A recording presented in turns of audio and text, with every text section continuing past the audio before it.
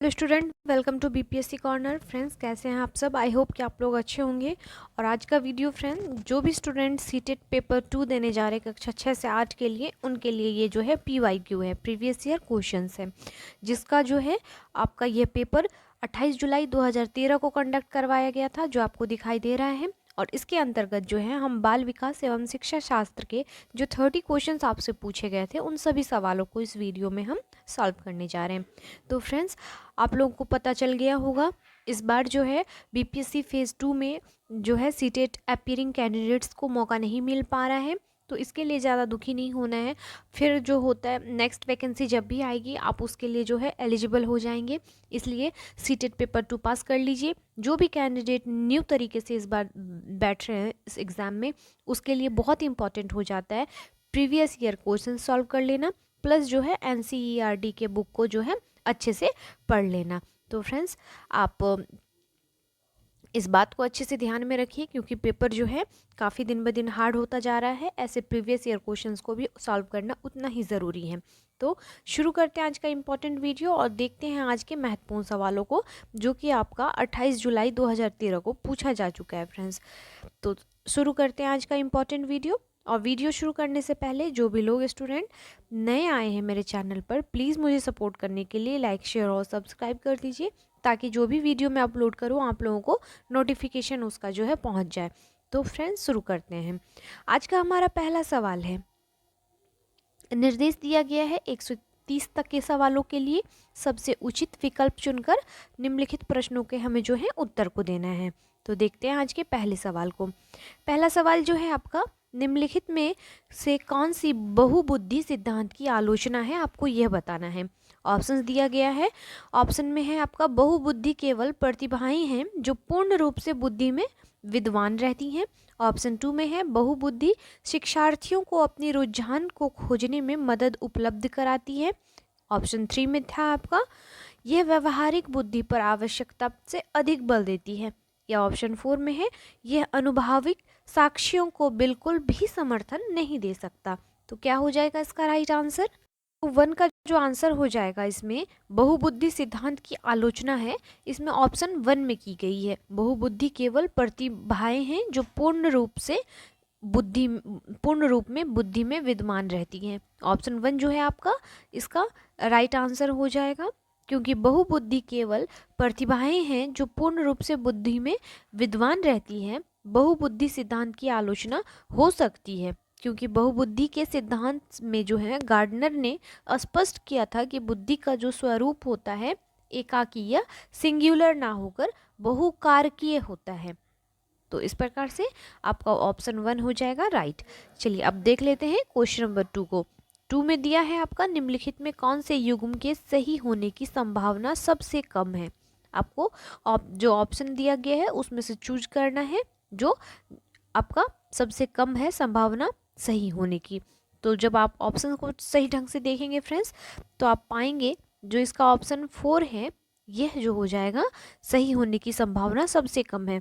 भाषा वातावरण में एक उद्दीपक है, बीएफ स्नीकर ने यह कहा था।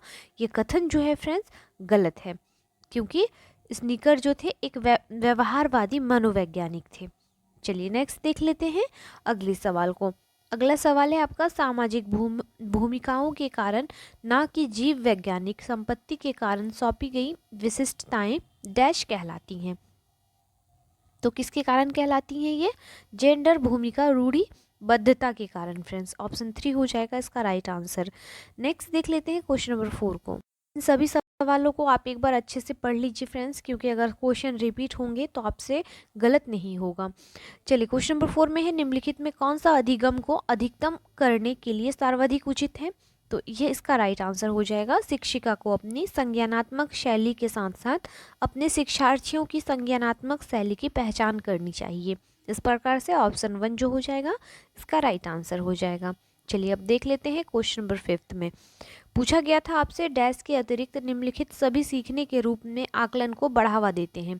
क्या देते हैं? तो ये हो जाएगा आपका ऑप्शन जब देखेंगे तो ऑप्शन 4 हो जाएगा, जितनी संभावना हो शिक्षार्थियों का लगातार परीक्षण करना। तो ऑप्शन क्या हो जाएगा? 4 हो जाएगा इसका राइट आंसर। अब देख लेते हैं अगले सवाल को। जब एक बावर्ची खाना पकाते समय खाने को चखता है तो वह डैश के सामान है। तो किसके सामान है? ऑप्शंस देखकर आपको जवाब देना है। तो सीखने के आकलन के समान है फ्रेंड्स। ऑप्शन 2 हो जाएगा इसका राइट आंसर। नंबर 7 में पूछा गया था अंतरपरक अनुदेशन है, क्या है आपको यह बताना है। तो याद रखिएगा फ्रेंड्स, शिक्षार्थियों की आवश्यकताओं पूरा करने के लिए समूहीकरण विविध रूपों का प्रयोग करना। ऑप्शन क्या हो जाएगा? 1 हो जाएगा इसका राइट आंसर। नेक्स्ट देख लेते हैं क्वेश्चन नंबर क्या हो 8 को। 8 में दिया गया था आपका सांस्कृतिक तथा भाषिक रूप से वैदिक कक्षा में यह निश्चित करने से पहले शिक्षार्थी विशिष्ट शिक्षा वर्ग में आता है या नहीं, एक शिक्षक को करना चाहिए। क्या करना चाहिए यह आपको बताना है। तो अक्षमता स्थापित करने से पहले शिक्षक को मातृभाषा का मूल्यांकन कर लेना चाहिए। ऑप्शन क्या हो जाएगा? 2 इसका राइट आंसर हो जाएगा। चलिए अगले सवाल को देख लेते हैं। अगला सवाल जो आपसे पूछा था सीटेट पेपर 2 में, निम्नलिखित में से डैश के अतिरिक्त सभी के कारण अधिगम अक्षमता उनको हो सकती है। तो किसके द्वारा हो सकती है आपको यह बताना है। तो शिक्षक की शिक्षण शैली के अतिरिक्त जो होता है, जन्म से पहले माँ द्वारा मदिरा सेवन, मंदबुद्धि, शैशवकाल के समय दिमागी बुखार आदि के कारण अधिगम अक्षमता उत्पन्न हो सकती है। तो इस प्रकार से जो ऑप्शन 1 है इसका राइट आंसर हो जाएगा। चलिए अब देख लेते हैं क्वेश्चन नंबर 10 को। एक समावेशी विद्यालय डैश अतिरिक्त निम्नलिखित सभी प्रश्नों पर जो होता है करता है। क्या करता है आपको यह बताना है। तो जब ऑप्शंस को देखेंगे आप तो आप पाएंगे फ्रेंड्स का आंसर हो जाएगा ऑप्शन 3। क्या हम विशेष बालक को बेहतर देखभाल उपलब्ध कराने के लिए उचित तरीके से उन्हें सामान्य से अलग करते हैं। चलिए अब देख लेते हैं क्वेश्चन नंबर 11 में क्या पूछा था। प्रतिभाशाली शिक्षार्थी डैश है, क्या है आपको देखकर आंसर बताना है। तो अब सारी चिंतक होते हैं। जो प्रतिभाशाली शिक्षार्थी होते हैं ये अब सारी चिंतक होते हैं क्योंकि इनका शारीरिक विकास, शैक्षणिक उपलब्धि, बुद्धि और व्यक्तित्व अन्य से जो होता है श्रेष्ठ होता है, यानी अति उत्तम होता है। तो इस प्रकार से ऑप्शन 2 हो जाएगा इसका राइट आंसर।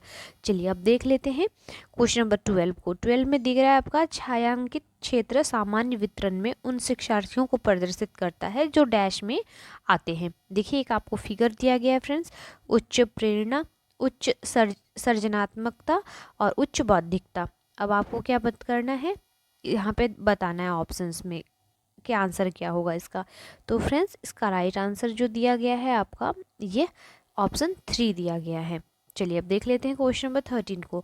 13 में पूछा गया था आपसे दिए गए वाक्य को पूरा करने के लिए निम्नलिखित में कौन सा युग्म सर्वाधिक उचित विकल्प होगा।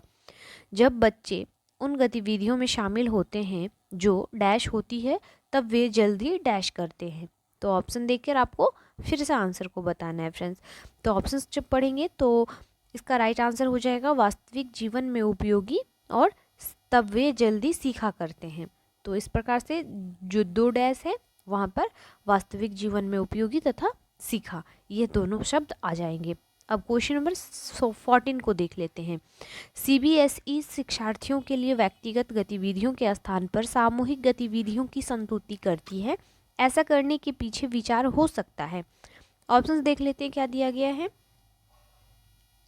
तो ऑप्शंस के अकॉर्डिंग फ्रेंड्स इसका राइट आंसर हो जाएगा व्यक्तिगत प्रतिस्पर्धा के प्रति नकारात्मक संवेगात्मक प्रतिक्रियाओं से उबारना जो संपूर्ण अधिगम पर सामान्यीकृत हो सकी। तो ऑप्शन क्या हो जाएगा 1 इसका राइट आंसर हो जाएगा। चलिए अब देख लेते हैं क्वेश्चन नंबर 15 को। बच्चे फिल्मों में दिखाए गए हिंसात्मक व्यवहार को सीख सकते हैं। यह निष्कर्ष निम्नलिखित में से किस मनोवैज्ञानिक द्वारा किए गए कार्य पर आधारित हो सकता है। तो यह जो था आपका एल्बर्ट बैडूरा के द्वारा कहा गया था। एल्बर्ट बैडूरा के द्वारा याद रखिएगा फ्रेंड्स, मोस्ट VVI क्वेश्चंस हैं, आप याद रखने की ज़रूर कोशिश कीजिएगा। चलिए 16 में पूछा गया था शिक्षार्थी फैशन शो को देखकर मॉडल का अनुकरण करने की कोशिश करते हैं। इस प्रकार के अनुकरण को डैश कहा जा सकता है। तो इस प्रकार के अनुकरण को हम क्या कह सकते हैं फ्रेंड्स, तो सामाजिक अधिगम कह सकते हैं। ऑप्शन क्या हो जाएगा 3 हो जाएगा इसका राइट आंसर। नेक्स्ट देख लेते हैं क्वेश्चन नंबर 17 को। यदि शिक्षार्थी पाठ के दौरान लगातार गलतियां करते हैं तो शिक्षक को क्या करना चाहिए। अनुदेशन, कार्य, समय सारणी, बैठने की व्यवस्था में परिवर्तन करना चाहिए। तो ऑप्शन 1 हो जाएगा। चलिए नेक्स्ट देख लेते हैं क्वेश्चन नंबर 18 को। 18 में पूछा गया था आपका, डैश के अतिरिक्त निम्नलिखित कुछ तकनीकें हैं जो परीक्षा के कारण होने वाली चिंता को दूर करती हैं। वो कौन सी जो है तकनीकें हैं?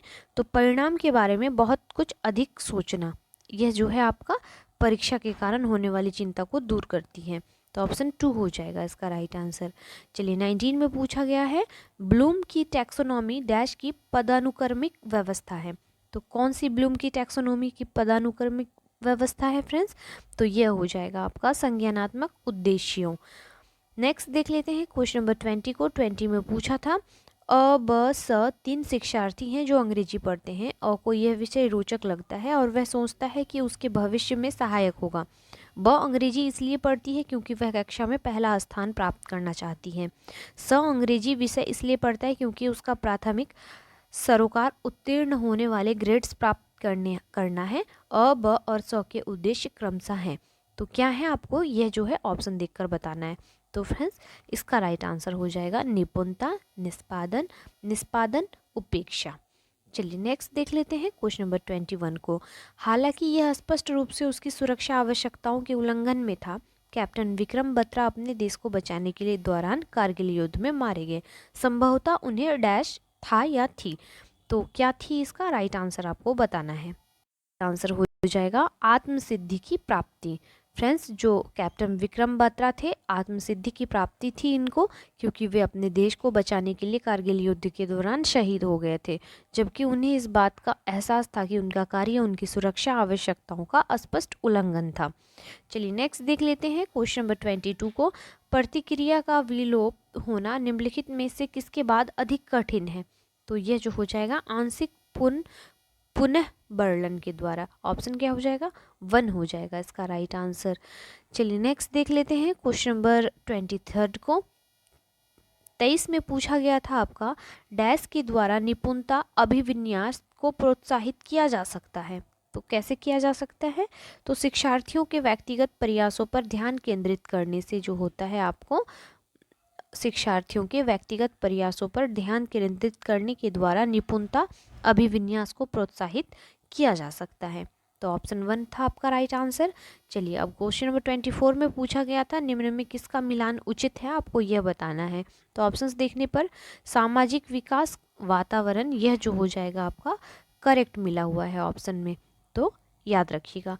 नेक्स्ट देख लेते हैं क्वेश्चन नंबर 25 को। डैश के अतिरिक्त निम्नलिखित सभी तथ्य संकेत करते हैं कि बच्चा कक्षा में संवेगात्मक और सामाजिक रूप से समायोजित है। तो क्या हो जाएगा इसका आंसर? तो ऑप्शंस देख लीजिए फ्रेंड्स। ऑप्शन देखने पर पाएंगे जो ऑप्शन 4 है, हम उम्र साथियों के साथ प्रतियोगिता पर दृढ़ता पूर्वक ध्यान केंद्रित करना। नेक्स्ट देख लेते हैं क्वेश्चन नंबर 26 को। निम्न में कौन सा कथन बच्चे के विकास में परिवेश की भूमिका का समर्थन करता है? तो पिछली कुछ दशकों में बुद्धि लब्धांक परीक्षा में शिक्षार्थियों के औसत प्रदर्शन में लगातार वृद्धि हुई है। ऑप्शन क्या हो जाएगा? 2 इसका राइट आंसर था। चलिए अब देख लेते हैं क्वेश्चन नंबर 27 को। सामाजिकरण में सम्मिलित हैं सांस्कृतिक संचरण और डैश, क्या क्या है? तो सामाजिकरण में जो सम्मिलित चीज़ें हैं इसमें सांस्कृतिक संचरण, व्यक्तिगत विकास, क्योंकि सामाजिकरण वह प्रक्रिया है जिसके फलस्वरूप व्यक्ति सामाजिक व्यवहारों को स्वीकार करता है और उसके साथ अनुकूलन भी करता है। तो व्यक्तिगत विकास। ऑप्शन क्या हो जाएगा? 2 इसका राइट आंसर हो जाएगा। नंबर 28 में पूछा गया था फ्रेंड्स, एक शिक्षिका 2 एक समान ग्लासों को प्रदर्शित करती है जो जूस की समान मात्रा से भरे हुए हैं। वह उन्हें 2 भिन्न ग्लासों में खाली करती हैं जिनमें से एक लंबा और दूसरा चौड़ा है। वह बच्चों को उस ग्लास की पहचान करने के लिए कहती है जिसमें ज़्यादा जूस है। बच्चे प्रत्युत्तर देते हैं कि लंबे ग्लास में जूस जो है ज़्यादा है। शिक्षिका के बच्चों को डैश कठिनाई है, किसकी कमी है आपसे यह पूछ रहा है सवाल में। तो विकेंद्रीकरण की बच्चों में कमी है फ्रेंड्स। शिक्षिका के बच्चों को विकेंद्रीकरण की कठिनाई है क्योंकि बच्चे लंबे ग्लास में ज़्यादा जूस होगा इस अवधारणा के आधार पर अपना उत्तर दे रहे हैं। तो विकेंद्रीकरण इसका राइट आंसर हो जाएगा। चलिए क्वेश्चन नंबर 29 में पूछा गया था, कर्नेल सिंह कानूनी कार्यवाही है कार्रवाई तथा खर्चे के बावजूद आयकर नहीं देते। वे सोचते हैं कि एक भ्रष्ट सरकार को समर्थन नहीं दे सकते जो आवश्यक बांधों के निर्माण पर लाखों रुपए खर्च करती है। वे संभवतः कोहलबर्ग के नैतिक विकास की किस अवस्था में है? तो आपको बताना है कोहलबर्ग के नैतिक विकास की किस अवस्था में है। तो इसका राइट आंसर हो जाएगा ऑप्शन 2 पश्च परंपरागत।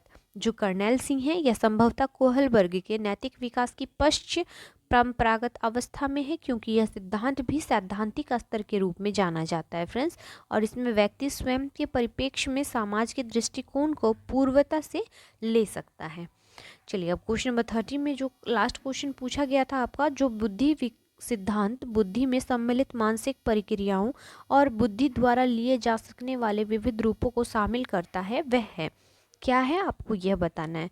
तो यह जो है फ्रेंड्स स्टर्नबर्ग का बुद्धिमत्ता का त्रित्रंत सिद्धांत, त्रित्रंत सिद्धांत, ये स्टर्नबर्ग का सिद्धांत है फ्रेंड्स, याद रखिएगा। जो बुद्धि सिद्धांत है बुद्धि में सम्मिलित मानसिक प्रक्रियाओं जैसे कि पराघटक और बुद्धि द्वारा लिए जा सकने वाले विविध रूप को शामिल करता है, और यह जो है स्टर्नबर्ग का बुद्धिमत्ता का त्रित्रंत सिद्धांत है।